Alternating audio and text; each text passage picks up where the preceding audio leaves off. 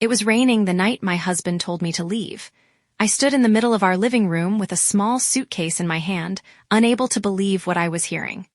"Get out," Daniel said without looking at me. His mother stood behind him with her arms crossed.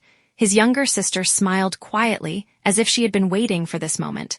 I looked at my husband. "Daniel, what did I do?" Before he could answer, his mother spoke. "You have brought nothing but bad luck into this family." For months, she had blamed me for everything. If dinner was late, it was my fault. If Daniel had a bad day at work, it was my fault. If a bill arrived unexpectedly, somehow that was my fault too. No matter how hard I tried, I could never make her happy. Daniel used to defend me. But slowly, he stopped. Every lie his mother told he believed, every accusation he accepted. That night, he placed my suitcase by the front door. "I think it's better if you leave," he said quietly. Tears filled my eyes. "After 5 years of marriage, you're choosing their words over mine?" He lowered his head. "I'm sorry." Those were the last words he said before closing the door behind me. I had nowhere to go. My parents had passed away years earlier. I had no siblings, only a few $100s in my bank account. For the first few weeks, I stayed in a cheap hostel. I searched for work every day, but without a permanent address and with very little money, life became harder and harder. Eventually, I lost everything. Some nights I slept at a bus station.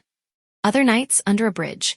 The woman who once dreamed of having children now spent her days wondering where her next meal would come from.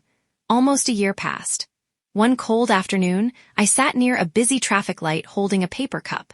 I never imagined I would have to ask strangers for spare change. Every coin reminded me how much my life had changed.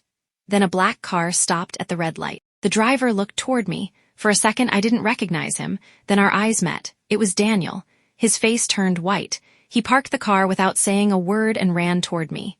"Emily?" I slowly looked up. He stared at my worn clothes, my tired face, and the paper cup in my hands. Tears filled his eyes. "What happened to you?" I smiled sadly. "The better question is, what happened to us?" Daniel broke down crying. He told me that only a few months after I left, he discovered the truth. His mother and sister had lied to him for years. They had hidden my letters, deleted my messages, even sold the jewelry my late mother had given me and blamed me for it. When he confronted them, they admitted everything. By then, I was already gone. He searched everywhere. He visited shelters. He filed missing person reports, but he never found me until that day. Daniel knelt beside me on the sidewalk. "I'm so sorry," he whispered. "I failed you." People walking by stopped to watch. I looked at the man I once loved. A year earlier, I would have done anything to hear those words. Now they felt very late. He held out his hand. "Please come home." I looked at the traffic passing by, then back at him.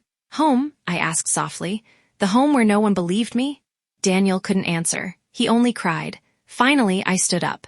Not because I had forgiven him, but because I wanted to hear the whole truth. When we arrived at the house, everything had changed. His mother and sister were gone. Daniel had asked them to move out months earlier. The house felt empty. He showed me a box. Inside were all the letters I had written after he threw me out. His mother had hidden every single one. Daniel looked at me. "I know I don't deserve another chance. I know saying sorry can't erase what I did. I listened to everyone except the person I promised to trust. For a long time, I said nothing. Then I finally spoke. I can forgive you someday, but trust doesn't return the moment someone apologizes." Over the next several months, Daniel didn't ask me to become his wife again. Instead, he proved his change through actions. He helped me rebuild my life. He supported me while I found a job. He encouraged me to finish the nursing course I had once dreamed of completing. Slowly, I became stronger. 1 year later, I was no longer the woman sitting on the sidewalk asking strangers for help. I had a career, I had confidence, and I had learned the most important lesson of my life. A marriage cannot survive if one partner listens to everyone except the person they married. Daniel lost me the day he chose lies over trust. Whether he earned a second chance was not his decision.